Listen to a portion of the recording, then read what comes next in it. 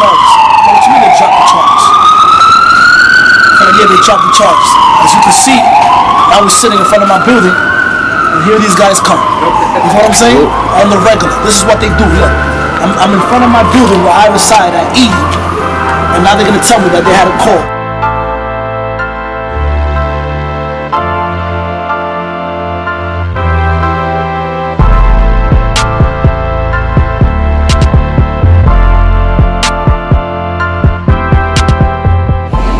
Approximately when I was like 13 years old, got my first bid.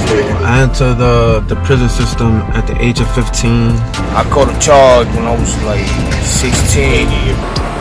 By age that I officially entered the prison system, 14 years old. Yeah, when I was 17 years old, you know, I made a mistake, you know, in my life.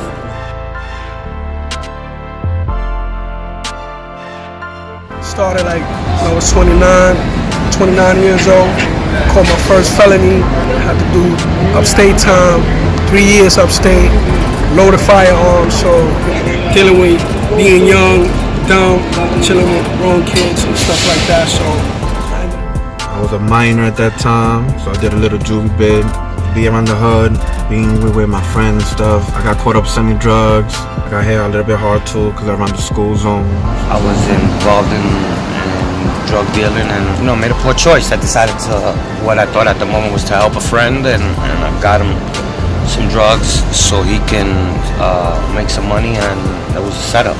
I basically went to meet him, and it was the feds, well, not the feds, it was the undercover police that was there, narcotics, that were there waiting for me. So, yeah, that's what landed me in prison. What led me in prison? I caught an assault charge. They gave me 3 years for that. Now I'm on the street, you know. I'm out here. I made a mistake, you know, in my life. I got jumped, and I had a pocket knife on myself, you know, and I ended up using it and hurting this kid. That ended me in jail. Coming out of work, and we was coming out the train, and there was a girl there standing by the train station. And of course, you know, we guys as young, you know, sometimes we said something to her. We all said something to her. But her boyfriend happened to be like 8 feet away. So when I said something to the girl, she kind of looked, because I said something that kind of caught her attention. The fuck you doing talking to my girl? So I kind of brushed it off, you know, because it just came out of work. I was tired, kept walking. Time I crossed and I turned the turnstile, he got more disrespectful. I said, yo, all of a sudden now we turned this turnstile, you a little tougher. The guy happened to be older than me. I didn't know that until after the situation happened. He was like 22. I was 14 years old, 15 years old around there. I turned back to the turnstile, and he squares up. I didn't give him a chance to swing. When he squared up, I just swung, and I just caught him. Boom, when I hit him on the right hook, he fell. He just fell and started holding his mouth. I was shocked, because that was actually my first knockout. We just walked away, getting back to our block, and we just chilling there. 30 minutes later, the cops come. And they're like, you guys matched the description of an incident that happened in the train station. I didn't think it was gonna be that serious. I'm like, it's a simple fight. That wasn't me. I got into a fight in the train, you know. So the cop took me in. So he said, but the kid that you fought, man, you know, well, you know him. I don't know him. I just came out of work and he got disrespectful. One thing led to another. We ended up fighting. Nothing crazy. But you broke the kid's jaw. So that's when I was like, oh, whoa, I got a little serious there. I got a little scared. You know, my first time in the precinct. I was in the precinct for like 14 hours, 16 hours around there. He took me downtown, seen the judge, order protection against the kid, and you're a minor, and the guy that you fought is not a minor. So that's the only reason you're not going back to jail. Just stay away from that kid. I got released, and it was that. That was my first experience in being in the system, basically.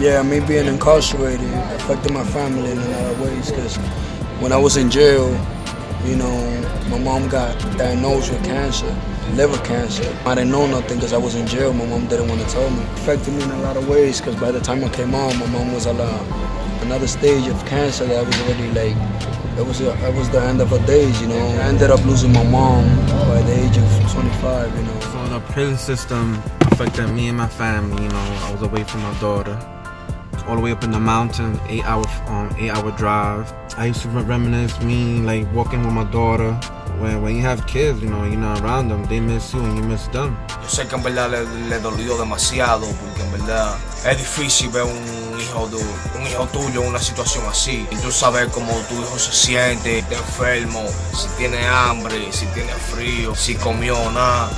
I've been going in and out of jail since like the age of 16, but this time around, normally the dynamics was okay, but this time around, my dad got sick, so while doing my time in prison, he suffered a stroke, and I've never been able to see him healthy again. We're on the brink of losing him right now, and it's sad because I was never able to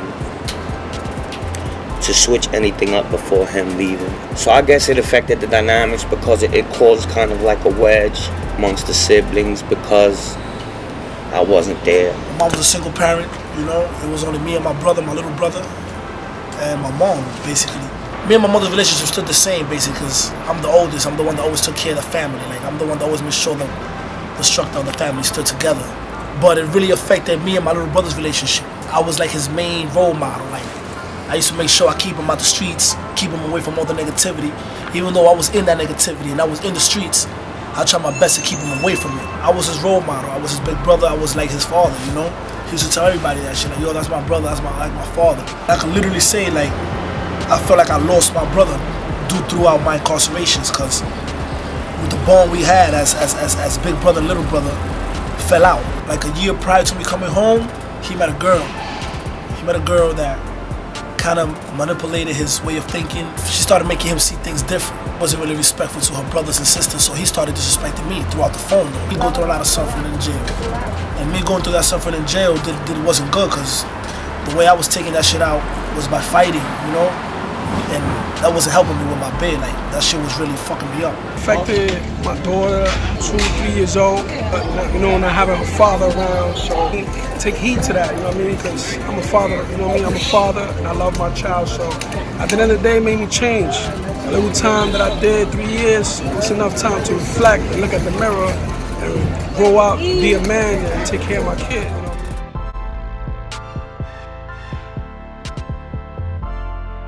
I did get visits from my children. Not as frequent as I wanted them to go, but yeah, when the time was available and somebody was able to take them up there, I was provided visits with my children, because I got to see my children, but it was bad because they saw me there. And it made me feel like a failure, like I let them down, because I mean, people tell you that they was out there doing to provide for their family. But if that was really the case, then I would have been doing something else so I could be out there with them. I tell you I was doing it to provide for them. I was gone for 5 years, so who was providing for them then, you know? So it was more selfish behavior, so I didn't feel good. It wasn't good feeling at all.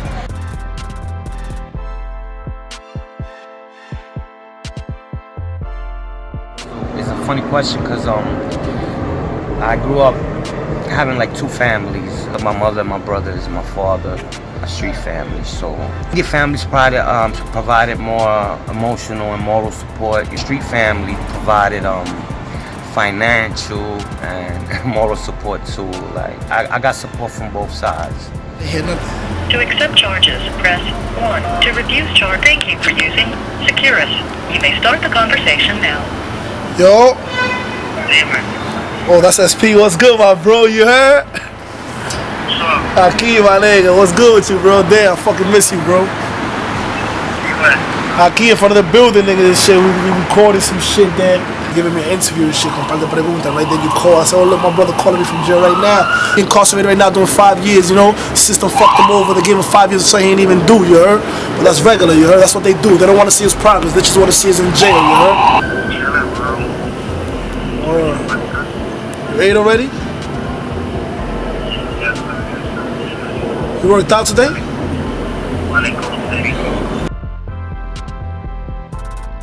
There's a lot of ways to support somebody when they're incarcerated. That's one right there, picking up their phone calls. You know, help us get away from in there. The time that you're doing and all the negative people that's around you. And a lot of birthday cards, you know.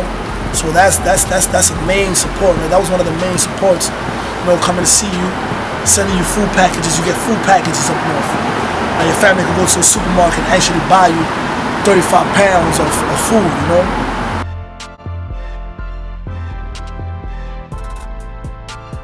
Focus was on hospitality, like new hospitality. Like I work in restaurants. Before I got locked up, I used to work in a restaurant. And me being in there, I got a few more trainings. You know, like I'm dealing with food and keeping everything sanitized, keeping everything clean. I was going to school. I was taking electrical course, which helped me out a lot because my brother owns a business now in TV mounting service. We do a lot of electrical work, a lot of outlet. So that's a trade that I learned in the prison system.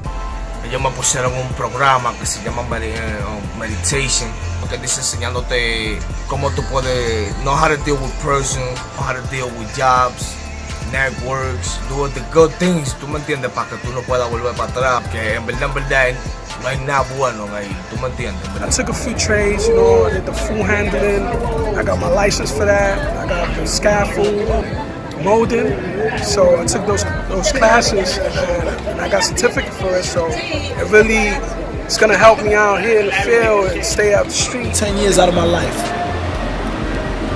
to change the cycle. The years I did, that shit didn't really affect me like that. So I came home and I really didn't learn from my mistakes. So it was like, I came home and I was still doing the same thing that was getting me in prison, which was being violent. Incarcerated for shooting somebody the first time. The second time I got incarcerated was for hitting 4 dudes with a machete. You have to sit back and analyze, why do I keep being arrested? Sit back and analyze and answer that question to yourself, you're gonna keep getting arrested. Honestly, there's really no preparation to be released into society because they do have programs. I'm not gonna knock them and say they don't offer programs. They do offer programs, but those programs are in selected jails. Each jail has a certain capacity, so you only get a certain number of inmates that get that opportunity to take advantage of a bad situation. I mean, at the end of the day, preparation has to come from within. They don't provide it.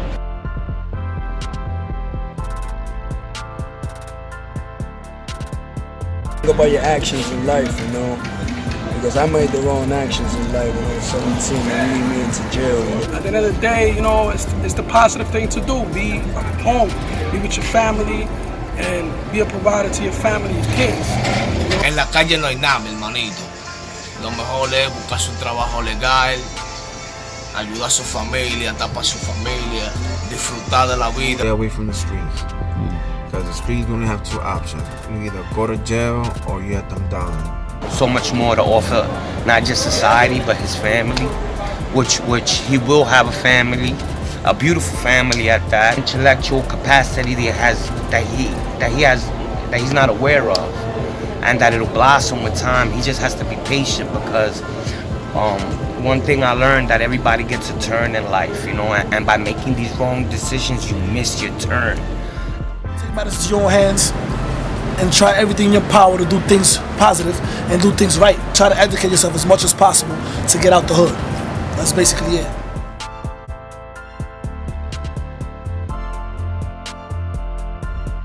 The new thing with the body cameras. Okay. Sir, how you doing? Good afternoon. How's it going, Mike? I'm alright. Yourself? Not bad, Mike. How What's going on? Why are you guys here harassing me now?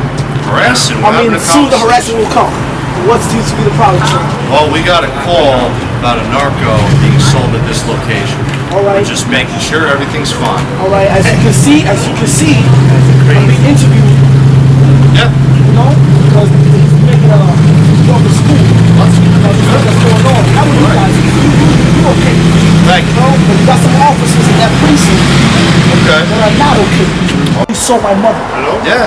throughout my teen years, so she had to work 3 jobs. Yeah. But that's the thing is also. You see what I'm saying? So it's the upbringing is different. It's easy for you guys to say that. But, and then again, when y'all lock us up, not you guys, but when we get incarcerated and we get released, y'all don't give us much options. It's like, oh, you was arrested, now you can maybe get a job. I got 3 felonies. Yeah, I can't get a job, and I got 3 violent felonies. That's what I'm saying with like the. And I've been trying to get jobs, good paying jobs. They don't hire me. But you're trying though. I mean, yeah, but counts. Now it's they don't hire you. They hire you, and then the minute they're going, oh my God, this guy got 3 violent felonies. You know what they do? Yeah. You're fired. I'm sorry, we're gonna have to let you go. We showed us staff. We be like, what? Hold You on. know what the I was thing doing is, great. Yeah. I could try, but they're gonna be like, all right, you're telling me not to smoke when you're smoking a cigarette. You're telling me not to drink when you're drinking a bottle right now. You understand what I'm trying to say? Yeah, yeah. So it's like, y'all don't give us many options. It's hard. Like if that was to give the people that was in the system more opportunities, as far as like give not everybody the same. I understand you got some dudes that they do go to jail and they come out and they don't do right by their community. Oh, so it's up. So these bloody dick riders come. Right. Yeah, man. You know, you gotta get a body here. What up, baby, right? Try something new. I showed that interview. Yeah, fellas. All right, yo, good luck, all right?